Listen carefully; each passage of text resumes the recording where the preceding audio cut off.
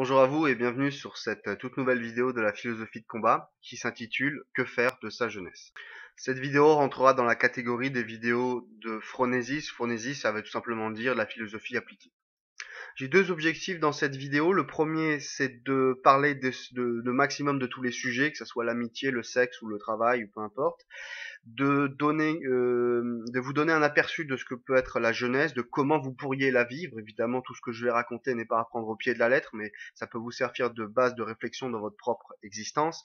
Et le deuxième point, c'est de dire finalement un homme averti en vaut deux. Donc de savoir comment se passe la jeunesse ou qu'est-ce que la jeunesse, ça vous permet finalement de la vivre deux fois d'une certaine manière, c'est-à-dire jusqu'à la façon où vous la viviez maintenant, où vous l'avez vécue, et la façon dont vous auriez pu la vivre, ou vous pourriez dans le futur la vivre. Un proverbe grec ancien disait que de 0 à 10 ans, il faut apprendre à marcher seul, de 10 à 20 ans, il faut apprendre à se maîtriser, de 20 à 30 ans, il faut fonder une famille, de 30 à 40 ans, il faut élever ses enfants, de 40 à 50 ans, il faut faire prospérer sa famille, et de 50 à 60 ans, il faut apprendre à donner un bon conseil. Bon, pour le coup, je triche un peu, puisque comme vous pouvez le remarquer, j'ai pas 60 ans, mais je vais dans cette vidéo essayer de donner de bons conseils. Donc pour moi, la jeunesse, c'est tout ce qui se passe de 0 à 30 ans. C'est-à-dire que de 0 à 6 ans, vous êtes un nourrisson. De 6 à 12 ans, vous êtes un enfant. De 12 à 18 ans, vous êtes un adolescent. De 18 à 24 ans, vous êtes un jeune adulte. Puis de 24 à 30 ans, vous êtes un adulte. Et la jeunesse, c'est toute cette période de 0 à 30 ans. Évidemment, quand on dit c'est de tel âge à tel âge, ça dépend des personnes, on est tous d'accord. Il y a des gens qui sont adultes très jeunes. Par exemple, on peut imaginer nos arrière-grands-parents qui devaient travailler à la mine très très jeunes. Eh bien, c'est sûr que quand on n'a pas d'enfance et qu'à 6 ans on commence à travailler, on a une partie de sa maturation qui se fait très vite. Et le problème, c'est qu'on a dit que ça se faisait trop vite, justement. Et comme ça se fait trop vite, bah, c'est souvent mal fait, ce qui crée des névroses et des problèmes psychologiques. De 0 à 12 ans, c'est essentiellement les parents, évidemment, qui enseignent, qui donnent cet apprentissage, ce qu'on appelle plus exactement l'éducation. Donc ça sont aux parents de le donner. Et puis de 12 à 30 ans, on rentre de plus en plus de façon active dans ce processus d'apprentissage de la vie. Je vais partir de d'une idée de base qui serait, je reprendrai un peu celle d'Aristote, qui est de dire que chaque personne, chaque enfant, chaque personne qui va naître dans ce monde a un certain potentiel. Et ce potentiel, il y a une sorte de potentiel qui est un peu naturel, comme un enfant finit par devenir un adulte. Ça, c'est le potentiel, il est génétique. Évidemment, génétique, Aristote n'avait pas ce mot-là, mais s'il avait eu ce mot-là, ces concepts-là, il les aurait utilisés. Il aurait dit, voilà, un enfant, il va naître, et naturellement, il va se développer. Et donc, au-delà du patrimoine génétique qui se développe au fur et à mesure de la vie, vous avez tout un potentiel qui soit musculaire, intellectuel, affectif, bref, vous avez un grand potentiel et chaque enfant qui naît sur cette planète a un potentiel qu'il va plus ou moins, qui n'est pas le même selon tout le monde, parce qu'on n'est pas tout à fait égaux à la naissance, mais on a tous la possibilité, on peut être né par exemple très beau, très intelligent, tout ça, mais par contre, on peut être né très beau, très intelligent et ne jamais réaliser aucun de son potentiel, parce qu'on n'aura pas eu l'occasion, parce que la situation n'est pas bonne, parce que les parents étaient, je sais pas, pauvres et que on est né dans un endroit où seule la violence comptait. Donc quelqu'un qui est né par exemple fort et intelligent dans un environnement qui ne favorise que ses tendances agressives, eh bien c'est sa force qui va dominer et il ne pourra pas, par exemple, développer son potentiel intelligence. Donc ma question, ça va être que faire? Toujours la question essentielle qu'il faut se poser une fois qu'on a bien réfléchi, qu'on s'est posé le pourquoi du comment, on se pose la bonne question. Ça c'est très bien. Mais après, on se pose la vraie question, qu'est-ce qu'on fait? Concrètement, qu'est-ce qu'on fait? Je fais tout de suite une petite remarque, je vais pas rentrer dans le débat qui est de dire on est souvent empêché de réaliser son potentiel, ce qui est totalement exact, qui est totalement vrai. On est souvent empêché. Vous avez la phrase de Sartre qui disait on est souvent la somme de ce que les autres ont voulu faire de nous, mais on est rarement la somme de enfin, le résultat, si vous voulez, de notre propre volonté individuelle. Et donc, effectivement, on est souvent aliéné, on est souvent empêché de réaliser son potentiel. Ça, c'est totalement vrai. Mais ça va pas être ma remarque, mon but, ça va être de dire que faire, quoi faire pour réaliser son potentiel.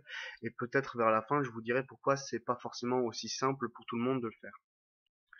Tout simplement, c'est évident de comprendre que quand on est né en Afghanistan, c'est un peu plus difficile de devenir artiste peintre si c'était votre vocation à la base que de faire ça quand on est né au Japon ou aux Pays-Bas, par exemple.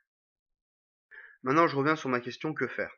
Que faire? Il y a trois directions que je perçois, qui sont tout ce qui est du domaine de l'apprentissage, tout ce qui est du domaine de l'intersubjectivité et tout ce qui est du domaine de l'activité pure. Donc l'apprentissage, ça va être le fait d'apprendre et de connaître un certain nombre de choses, de lire, etc. Tout ce qui est de l'intersubjectivité, c'est votre relation avec les autres. Et tout ce qui est de l'activité, c'est ce que vous faites au quotidien. Donc l'apprentissage, c'est tout simplement tout ce qui vous empêche de vous réveiller moins bête le lendemain. Et l'apprentissage, ça peut être beaucoup de choses. Ça peut être beaucoup de personnes peuvent vous apprendre des choses. C'est très très large. Ça ne veut pas dire que d'ailleurs que les choses qu'on vous apprend sont justes, hein, mais l'apprentissage, c'est cette ouverture d'esprit qu'on a naturellement à connaître le monde, à essayer de chercher la vérité et essayer de comprendre comment les choses fonctionnent. Donc dans cette partie apprentissage, vous avez tout ce qui est livres, les cours quand vous allez à l'école, hein, et discuter avec les anciens. Alors le meilleur conseil que je peux vous donner quand vous êtes jeune, c'est de lire des livres. Alors ça, c'est rien de nouveau, mais si vous savez pas quoi lire, du Balzac, du Victor Hugo, enfin des grands auteurs français, euh, lisez des dictionnaires, des encyclopédies ou des livres d'histoire.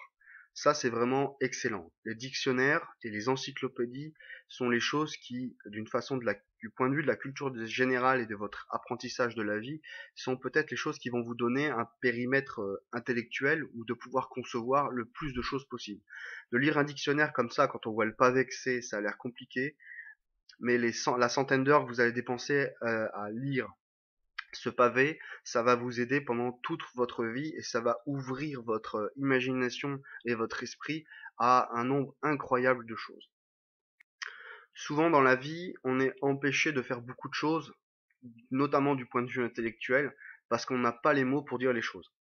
Euh, c'est comme le rôle du psychiatre ou du psychanalyste, c'est de vous emmener sur un divan pour essayer de vous faire dire les choses.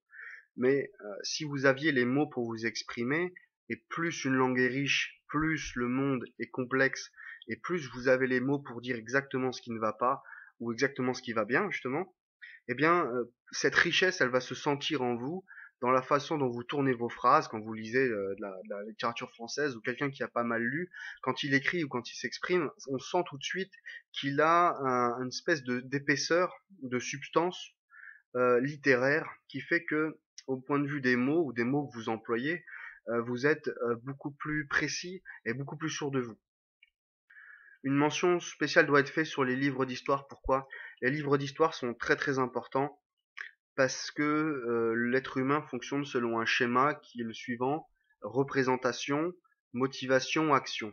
C'est-à-dire qu'un certain nombre de représentations intellectuelles vont faire que vous allez trouver en vous l'énergie et la motivation de réaliser telle ou telle chose, et cette réalisation, donc, c'est l'action. Et donc, en fait, l'action de tout homme part d'un schéma de base qui est celui de dire: j'ai une représentation du monde, et cette représentation va me donner envie d'aller dans cette direction-là, puisqu'on fait partie de l'histoire, et donc on va réaliser tel type d'action.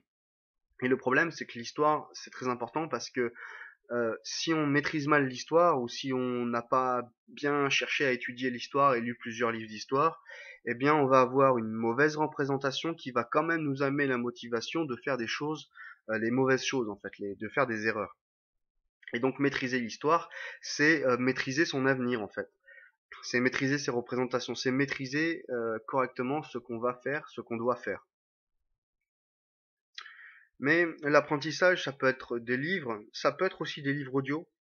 Moi, par exemple, j'aimais bien aller courir tout en écoutant un livre audio, par exemple, parce que ça permet de faire deux choses à la fois. Bon, c'est chacun son truc. La presse, ça vaut aussi le coup de lire la presse, des articles de presse. Évidemment, je ne veux pas vous refaire la toute première vidéo de la philosophie de combat, mais ne croyez pas tout comme étant absolument vrai. Faites vos propres recherches, essayez de comprendre comment les choses fonctionnent de vous-même, essayez de vous faire votre propre opinion. Et quand vous lisez, très important, toujours, souvent, moi ça m'est arrivé quand j'étais plus jeune de lire des livres où je tombe sur le mot ontologie et j'ai aucune idée de ce que ça peut bien vouloir dire. Eh bien, vous prenez ce mot-là, vous le notez quelque part et vous allez en chercher plus tard la définition. Donc ça, c'est très important, c'est de tout ce que vous ne comprenez pas, et il y en a, et même si on a lu des dictionnaires entiers de philosophie, il y a toujours des mots qu'on comprend pas. Eh bien, il faut toujours aller chercher le sens des mots, l'étymologie des mots si possible, pour essayer de comprendre d'où ça vient, qu'est-ce que ça veut dire, et comment on peut utiliser ce concept aujourd'hui. Donc, pour ne pas avoir une vie fade ou une vie intellectuelle très bornée, on va dire, lisez, lisez beaucoup, soyez curieux, lisez des dictionnaires. Si vous savez pas quoi lire, commencez par lire des dictionnaires et le reste viendra.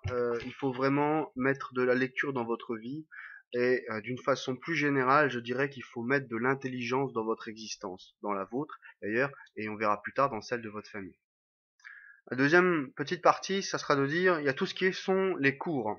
Les cours, c'est l'école, le collège, le lycée, l'université, l'école de, enfin peu importe ce que vous faites, c'est l'endroit où il faut travailler.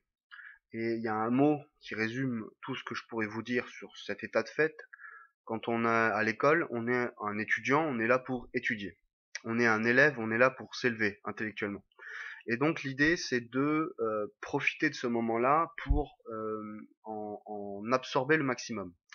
Vous n'allez pas refaire 50 fois dans votre vie votre scolarité, vous n'allez pas apprendre 50 fois à lire ou à écrire.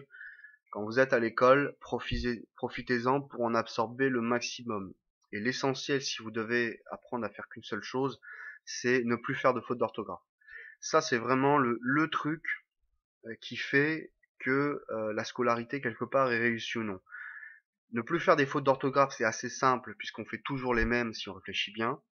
Donc pour ne plus faire de fautes d'orthographe, au-delà de lire, il faut ne pas hésiter à relire, corriger ses fautes et essayer de comprendre pourquoi on a fait la faute. Je le redis, moi ayant toujours eu des zéros en dictée, je le sais maintenant que je ne fais plus de fautes d'orthographe. C'est toujours les mêmes fautes qu'on fait, c'est toujours les mêmes incompréhensions qu'on a dans la langue française. Et d'ailleurs, on a tous les mêmes. Quand on a bien voulu faire l'effort de comprendre où étaient nos fautes d'orthographe et de les corriger par soi-même, donc on a besoin de cette discipline pour faire ça, eh bien, on arrive à une situation où on ne fait plus de fautes d'orthographe. Et quand on a atteint ça, eh bien, quand vous écrivez une phrase, vous n'avez pas la trouille que quelqu'un la lise ou que quelqu'un vous dise tiens, t'as fait une faute là, parce qu'il n'y a rien de plus horrible. Et les gens en France n'hésiteront jamais à vous ridiculiser, malheureusement, mais c'est comme ça, si vous avez fait une faute d'orthographe. Donc pour éviter cette trouille de base d'écrire ou de s'exprimer à l'écrit, il faut absolument que vous corrigiez vos fautes d'orthographe et de grammaire, vous le fassiez vous-même, s'il faut recopier les mots, vous recopiez les mots, ça a l'air tout bête, mais quand on a pris l'habitude de le faire, au bout d'un moment, on ne fait plus de fautes d'orthographe, et même on finit par voir celles des autres.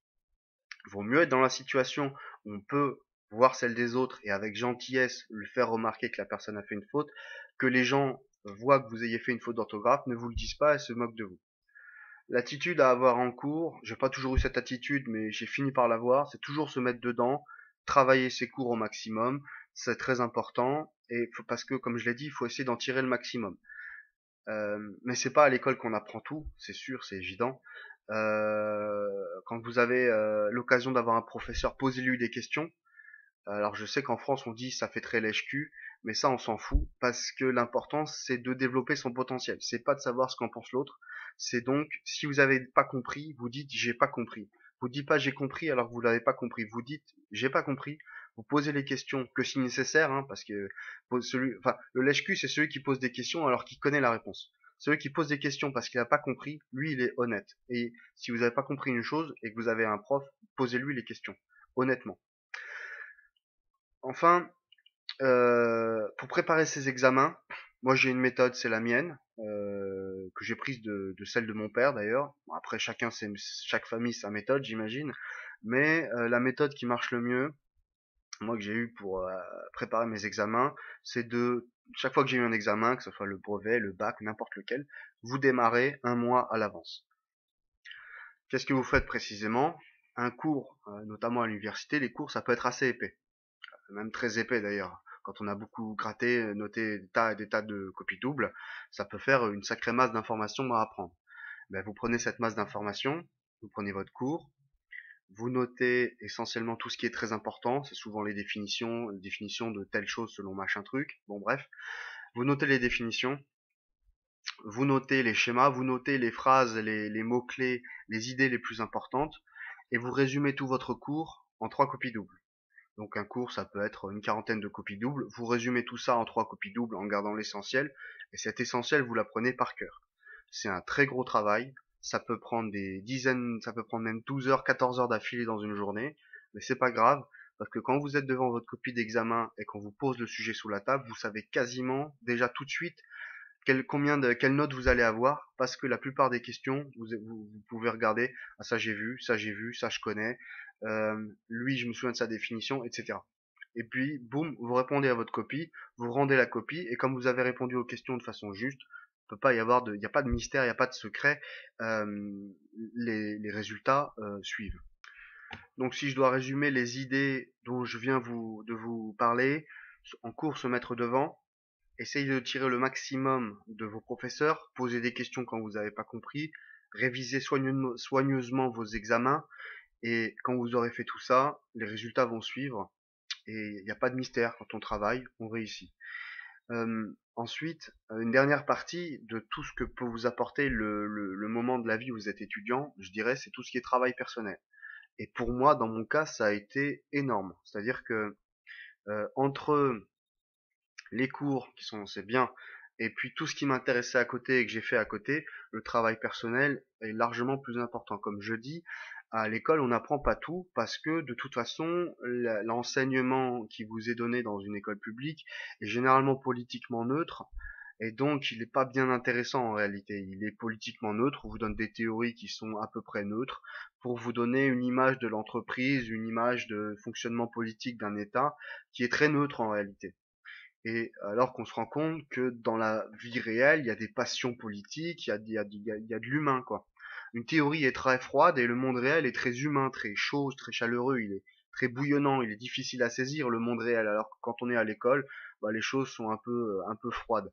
Mais en tout cas, quand vous avez intégré tout ce que l'école peut vous apporter, vous avez quand même, je dirais, pour utiliser l'expression de Montaigne, une tête bien faite, bien pleine et bien faite, le mieux étant, il disait qu'il faut mieux avoir une tête bien faite qu'une tête bien pleine. À savoir, il vaut mieux savoir utiliser son intelligence plutôt que de connaître tout un tas de bêtises par cœur. Ça, sur ça, il a assez raison.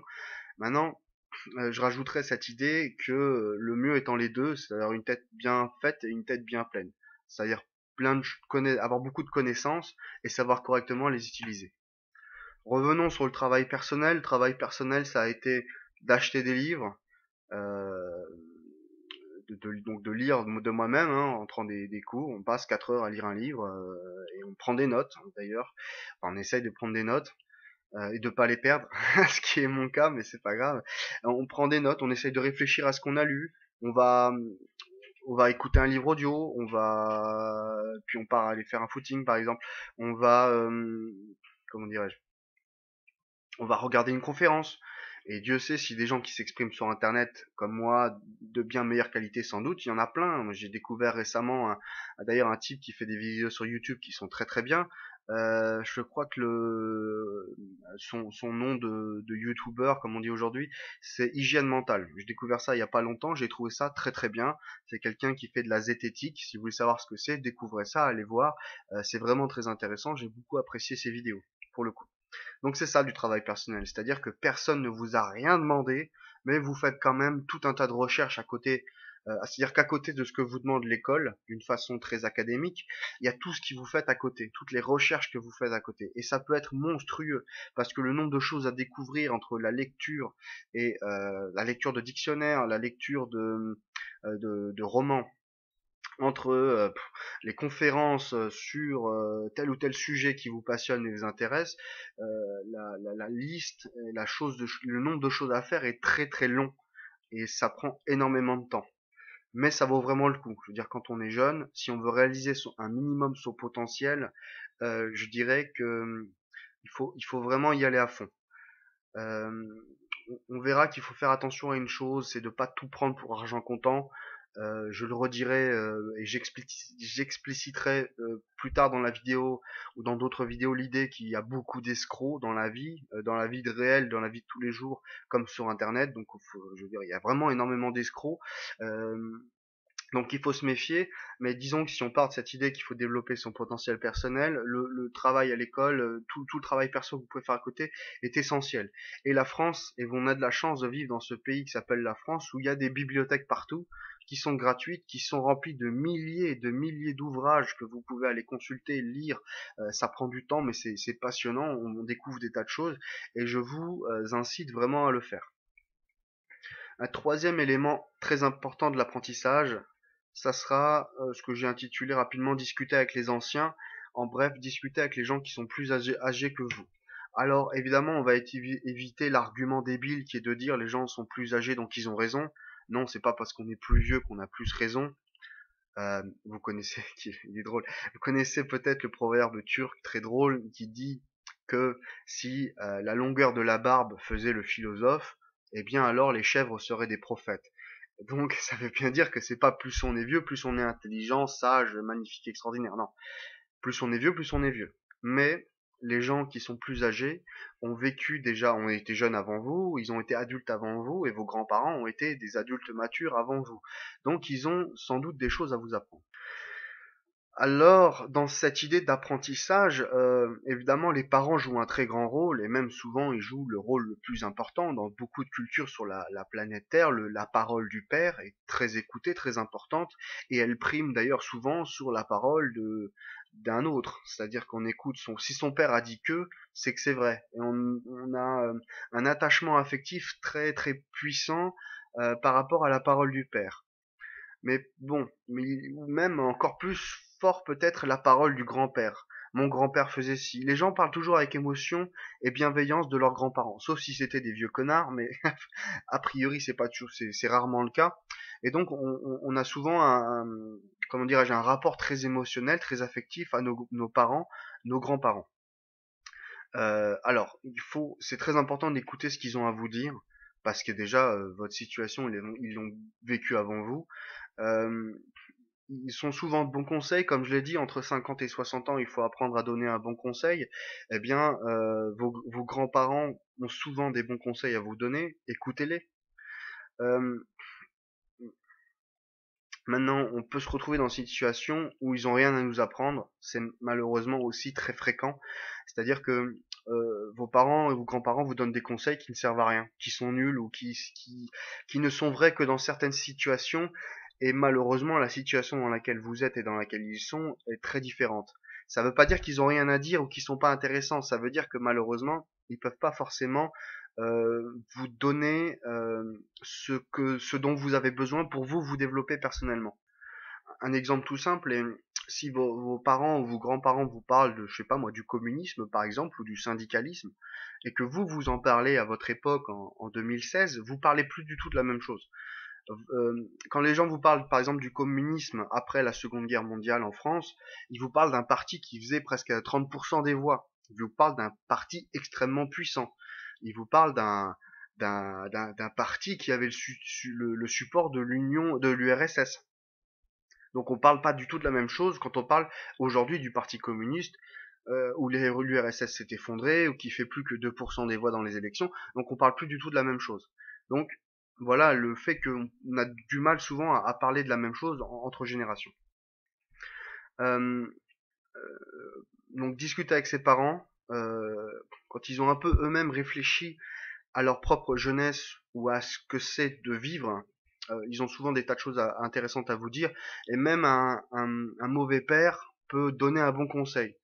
Par exemple, ça peut arriver que votre père sait que c'est un raté, et comme il sait qu'il a raté des choses, ou qu'il n'a pas eu de chance peut-être, ou c'est un raté, parce que souvent on se dénigre beaucoup, mais il a quand même quelque chose d'intelligent à vous dire qui va vous permettre vous de ne pas l'être. Et souvent il y a cette envie que ses enfants fassent mieux que soi. Et il faut en quelque sorte prendre le temps d'écouter et de recevoir ce message qu'ont ses parents, parce que vos parents ils avaient tout aussi eux aussi un potentiel, ils ont pu le mener ou ils ont pu le mener ou pas d'ailleurs.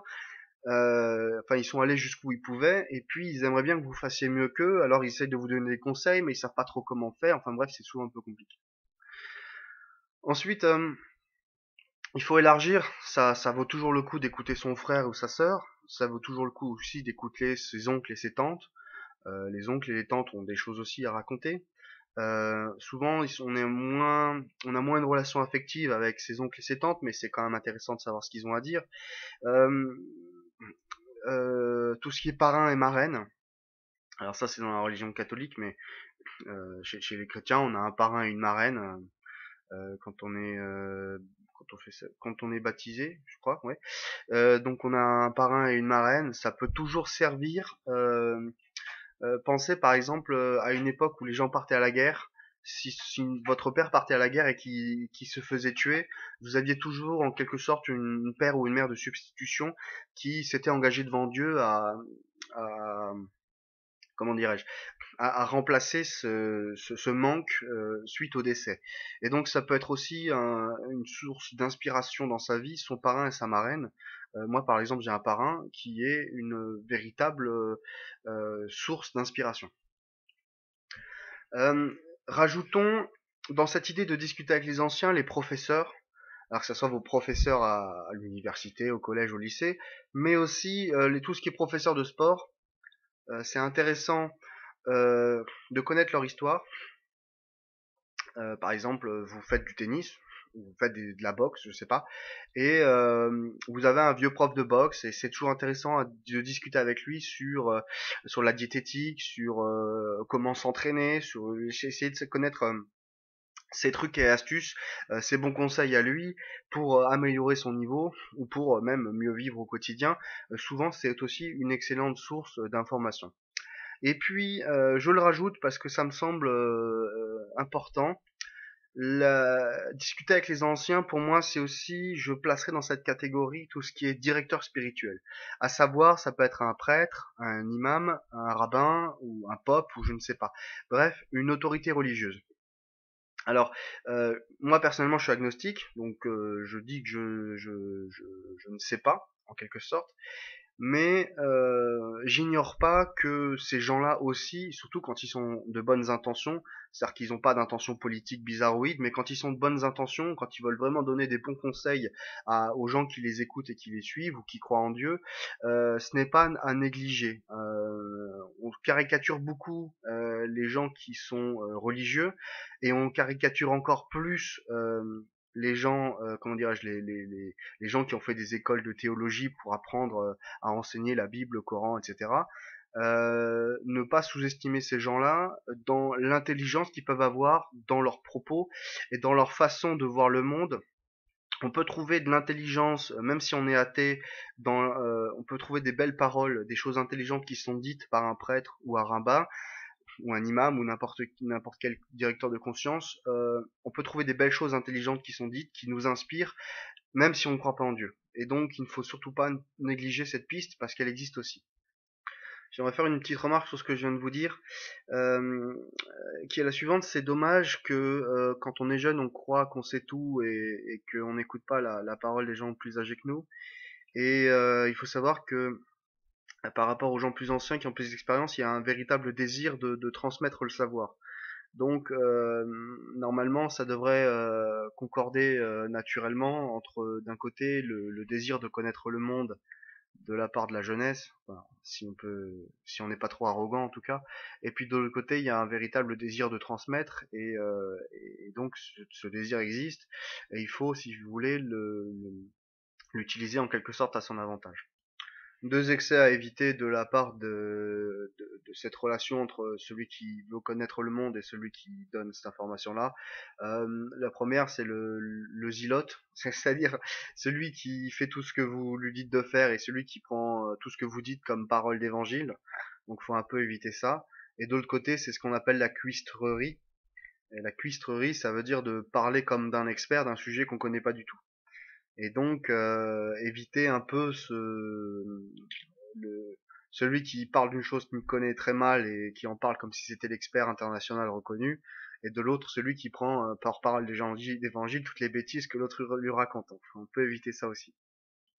Dans cet apprentissage, pourquoi est-ce que je vais dans cette direction? Je vais essayer de vous dire pourquoi. Et là, on va un peu rentrer dans le dur. Alors, si vous voulez, l'homme, c'est pas nouveau de le dire, cherche les honneurs. Il cherche à être reconnu des autres. les applaudissements, la célébrité, la réputation et ce genre de bêtises. Donc, on va parler des hommes tels qu'ils sont et pas des hommes tels qu'ils devraient être, hein. Je suis pas épicurien jusqu'au bout à dire qu'il faut toujours rejeter tous les honneurs, toutes les richesses, toutes ces bêtises, tout ça, ça sert à rien. Et il faut absolument rejeter ça. Je suis pas non plus à dire ça. Disons que tout simplement, d'un côté, on a les hommes tels qu'ils sont, qui est la réalité, et les hommes tels qu'ils devraient être, qui est une spéculation philosophique. Alors c'est vrai que vous vivrez beaucoup mieux votre vie si vous n'êtes pas attaché à des choses comme l'argent, vous n'êtes pas attaché aux honneurs, vous n'êtes pas attaché à ce genre de choses. C'est sûr qu'on vit de façon beaucoup plus tranquille. Même on va jusqu'au bout avec Épictète où on dira on faut même pas s'attacher à son corps parce que tout ça c'est très éphémère en quelque sorte. Il faut s'attacher aux choses un peu plus spirituelles, bon bref, ou alors à l'art de vivre, comme chez Épicure. Non, je veux quand même parler des hommes tels qu'ils sont, et les hommes tels qu'ils sont, ils recherchent l'honneur, ils veulent qu'on les applaudisse, célébrité, etc. Donc, les hommes s'honorent entre eux, on applaudit quelqu'un, pas parce qu'on est payé pour le faire, mais il y a des gens qui accomplissent de belles actions, et ces belles actions, on a envie de dire, bah moi je trouve ça bien, alors on met un like par exemple sur YouTube, mais ça peut aller beaucoup plus loin, on donne sa fortune à telle ou telle organisation parce qu'il nous semble que cette organisation défend un certain nombre de principes, etc. Donc, alors je vais pas rentrer dans tous les détails, mais en gros, l'homme honore et respecte tout ce qui est de l'ordre de la violence. Alors c'est triste à dire, hein, moi je préférais que les hommes honorent la beauté, mais enfin bon, ils honorent la beauté aussi, mais malheureusement la violence. Donc la violence, alors c'est pour ça qu'on a une fascination pour le Tony Montana de Scarface par exemple, ou des gens qui sont violents, les chefs de gang, les généraux, les hommes politiques, vous voyez, les gens qui sont dans notre société, les gens qui gèrent la violence d'une façon générale. Les hommes honorent aussi et respectent l'intelligence, l'érudition, l'expertise, les hommes d'expérience d'une façon générale. C'est-à-dire que quand on les honore, on n'applaudit pas forcément dès qu'ils parlent, mais disons qu'on écoute ce qu'ils disent et que quand ils parlent, on se tait. C'est-à-dire que quand ils se mettent à s'exprimer, bah, on écoute quoi. On est dans la situation de celui qui se met à écouter. On n'est pas à leur couper la parole comme ça. Mais d'autres choses sont honorées parmi les hommes, comme l'audace, comme un bel exploit sportif par exemple, ou l'audace, ça peut être aussi quand votre camarade en classe fait une bêtise, par exemple. On applaudit, on trouve ça génial. Quand les gens font les pitres, ou voire bien pire en classe, tout le monde prend son portable à prendre des vidéos de ce qui se passe, mais l'audace aussi, que ça soit l'audace militaire ou simplement faire une connerie en cours, ça c'est aussi de l'audace. La beauté, un visage très symétrique, une belle musique, une belle action aussi, on honore aussi la beauté, et encore bien d'autres choses. Donc là, de ce dont je vous ai parlé, il y a la violence, l'intelligence, l'audace, la beauté, il y en a d'autres, mais ce qui m'intéresse, c'est qu'il y a l'intelligence. Et je suis intimement persuadé que l'homme honore l'intelligence quand il le sent, quand il la voit. Souvent, pour montrer qu'on honore l'intelligence, on cite des grands auteurs. Par exemple, on va citer, je sais pas, en philosophie, on cite Kant, on cite Hegel, on cite Aristote, on cite, je sais pas, peut-être Heidegger, ou Sartre, ou Camus, mais on cite les grands auteurs. En sciences, on va citer Albert Einstein, Stephen Hawking, etc., etc. On va citer des grands hommes de science. Voilà, on leur fait cette place spéciale dans le cœur des hommes où on les honore particulièrement. Euh, Parce que ils nous apportent quelque chose de plus, parce qu'ils ont passé leur vie à faire une chose, etc. Donc, une autre chose que j'aimerais dire, c'est que l'intelligence, un peu comme un muscle, ça se muscle, si vous voulez. Vous voyez Schwarzenegger, quand il devait avoir 15 ans et quand il en a 35, c'est devenu un monstre. Il est super costaud, il a des gros muscles, etc. Donc il a développé son potentiel musculaire en prenant des produits, certes, mais il a développé son potentiel musculaire. Et donc, l'intelligence, c'est un peu comme un muscle. Ça se muscle aussi, pour ça il faut lire, réfléchir, etc. etc. Si vous voulez, si je mets ensemble ce que j'essaye de vous dire depuis le début, c'est que une partie de la jeunesse doit se faire dans cette orientation de l'apprentissage. L'apprentissage, c'est quoi? C'est vous permettre de développer à fond ce potentiel intellectuel. Et l'intérêt, c'est de développer ce potentiel intellectuel, c'est que les hommes honorent l'intelligence. Et là, je retrouve ma suite logique, c'est que il faut au maximum, vous avez un potentiel intellectuel, il faut le développer au maximum, et ça va vous permettre d'attirer l'honneur, la célébrité, la bonne réputation de la part des autres. La spécificité de l'intelligence, c'est que elle est plus durable. Donc certains auteurs anciens préféraient qu'on développe l'intelligence plutôt que le corps, parce que pour eux, sur le long terme, l'intelligence apportait plus, c'était beaucoup plus durable, alors que le corps, il est changeant, il s'affaiblit plus vite que l'esprit. Ce qui n'est pas tout à fait faux, je pense, et que en plus l'intelligence, on l'a en soi. C'est-à-dire que du point de vue d'Aristote, Aristote pensait qu'un vrai bien, quelque chose de vraiment, ce qu'on peut dire appeler un bien pour un homme, quelque chose qui est bien pour lui, bon pour lui, c'est quelque chose qu'il a toujours sur soi, avec soi, en soi. C'est-à-dire que selon Aristote, un imbécile a toujours besoin de quelque chose d'autre que lui pour être heureux, pour s'assumer, enfin bref. Le bonheur passe toujours par un tiers. Ça passe toujours par une cigarette, ça passe toujours par une nouvelle femme, une nouvelle coiffure ou n'importe quoi. Mais ça passe toujours par un tiers. Alors qu'un vrai bien, c'est celui qu'on a en soi et qui est toujours avec nous, en nous, et qu'on ne va pas chercher à l'extérieur de soi-même. Et donc l'intelligence a cette profondeur-là dans la vie d'un homme de faire que non seulement il va être honoré, on va dire ah il est intéressant, il raconte des choses, machin, etc. L'avantage de tout ça, c'est que c'est un muscle, donc on a tous ce potentiel-là à développer, même si on n'est pas très intelligent à la base, avec beaucoup de travail, on peut aussi y arriver. Et puis, je veux dire, c'est un vrai bien, c'est vraiment quelque chose qu'on a en soi, pour soi, et qu'on garde. En tout cas, il arrive un moment donné où ce qu'on appelle la sénescence, c'est-à-dire on devient trop vieux, on perd un peu la boule, mais quand on est jeune, c'est pas encore le cas, et donc l'intelligence, ça vaut le coup de la développer. Alors il y a des revers dramatiques quand on fait pas ça. C'est pour ça que je vous propose de développer ce potentiel parce que si vous ne le faites pas, il va y arriver un certain nombre de problèmes. Celui qui ne fait pas ça risque d'être bête. Et comme je l'ai déjà dit, être bête, c'est pas être un débile léger, c'est être bête, c'est qu'on puisse vous arnaquer.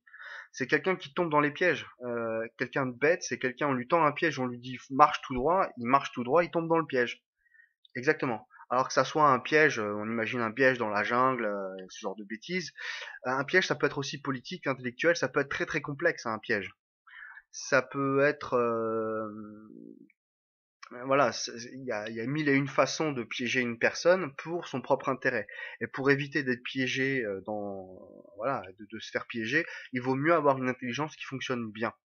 Euh, le deuxième chose, ce qu'on risque si on fait pas ça, c'est d'être méprisé par les gens les plus intelligents que soi. Et malheureusement, on est dans une société où on nous parle de racisme. Alors tout ça c'est bien, le racisme c'est en fonction des races ou des ethnies, c'est le mot qui vous plaît, utilisez-le. Donc, il est interdit de mépriser une personne pour sa couleur de peau, son orientation sexuelle, etc. Par contre, dans la société française, il est totalement autorisé, et on voit ça tous les jours, de mépriser une personne parce qu'elle est moins intelligente que vous.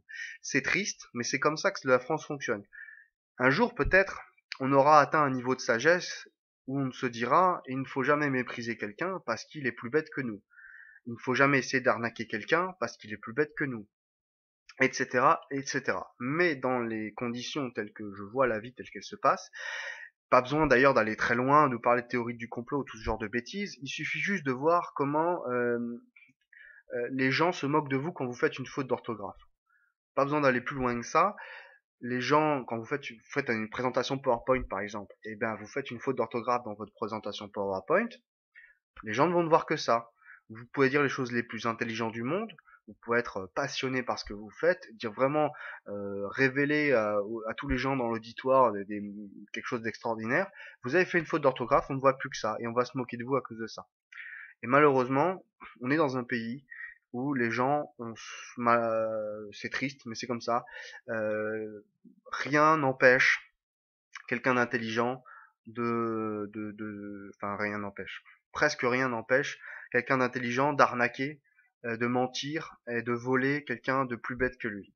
Et souvent, Je veux dire, c'est un constat que je fais, c'est que, alors certes, il y a des lois, tout ça c'est bien, mais quelqu'un qui est plus malin que vous arrivera à tirer son épingle du jeu, souvent sur votre dos. Et il n'y a pas spécialement une loi qui empêche l'homme intelligent de se moquer de l'homme bête. Et c'est malheureusement la vérité.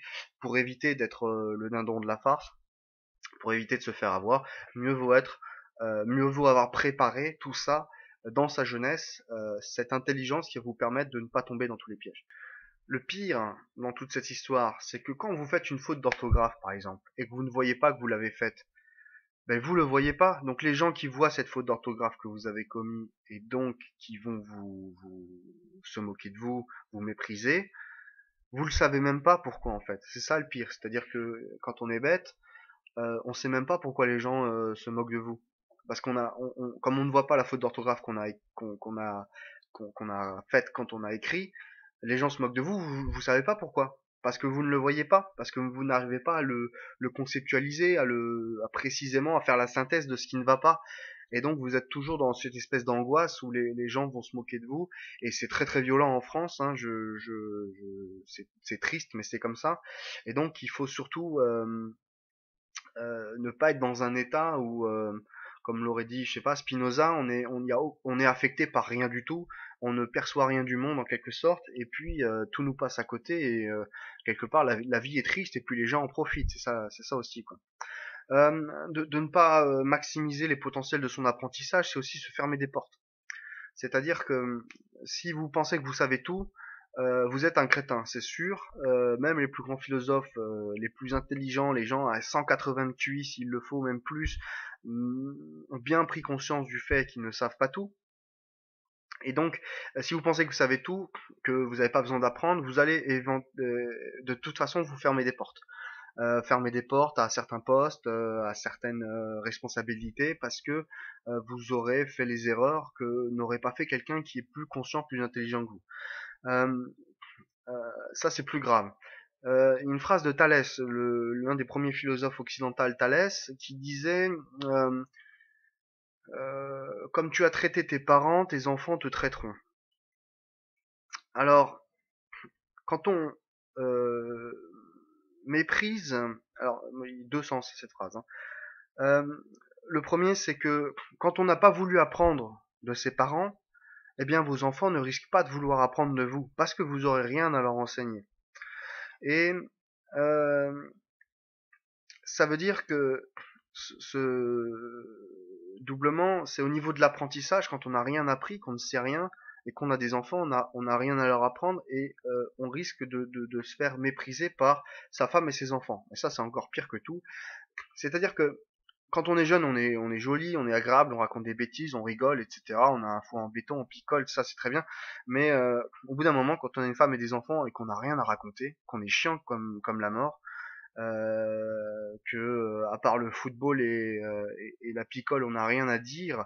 Euh, Même si le football est un sujet très intéressant, les bières, je veux dire, l'existence de toutes les bières du monde et savoir leur taux d'alcoolémie, comment elles sont fabriquées, tout ça c'est très intéressant, mais quand on n'a rien à raconter, on est chiant, et quand on est chiant, les gens le savent et le voient. Et d'ailleurs le pire c'est que nous-mêmes nous le savons. Donc on n'ose même plus parler après de peur de passer pour l'imbécile ou le crétin de service. Et donc le pire à éviter dans toute cette histoire, c'est de se faire mépriser par les autres parce qu'on est chiant en fait. Et quand on a maximisé son apprentissage, il n'y avait pas besoin d'être intelligent pour ça d'ailleurs. Il suffit juste de s'intéresser à quelque chose. On verra les hobbies un peu plus tard dans la jeunesse, mais en tout cas, éviter le mépris des autres et même de sa propre famille quand on se rend compte qu'on n'a rien à dire, qu'on est chiant, ou que des couples comment se séparent parce qu'ils ont rien à se raconter. C'est un peu triste, sachant que ça aurait pu être préparé tout ça dans la jeunesse. Et la jeunesse est un peu là pour ça. Voilà, le dernier point, je l'avais écrit, hein, ne plus intéresser personne au bout d'un certain âge. Je crois que malheureusement, on s'en rend pas compte quand on a 20 ans, mais quand on en a 30, 40 ou 50, c'est sûr que quand on a rien d'intéressant à raconter, ben on finit par fermer sa gueule et puis les gens vous méprisent un petit peu, quoi. On aurait pu éviter toutes ces bêtises-là. si on avait, dans sa jeunesse, pris le temps d'écouter ce que les autres ont à dire, si on avait pris le temps de travailler à l'école, et si on avait pris le temps de lire des livres. Donc, je vais arrêter cette vidéo à cet endroit-là, puisque la deuxième partie, donc ça sera que faire de sa jeunesse partie 1, cette vidéo. Je ferai que faire de sa jeunesse partie 2, et ça sera l'intersubjectivité, donc tout ce qui est amis, amende, dialectique, réseau, famille. On va parler d'amitié, de sexe et ce genre de choses. Donc, je garde ça pour les 45, voilà. Je trouve que 45 minutes, c'est bien. Et puis, voilà, j'arrête là, et la prochaine vidéo, ça sera entre une demi-heure et 45 minutes sur un autre sujet qui est l'intersubjectivité.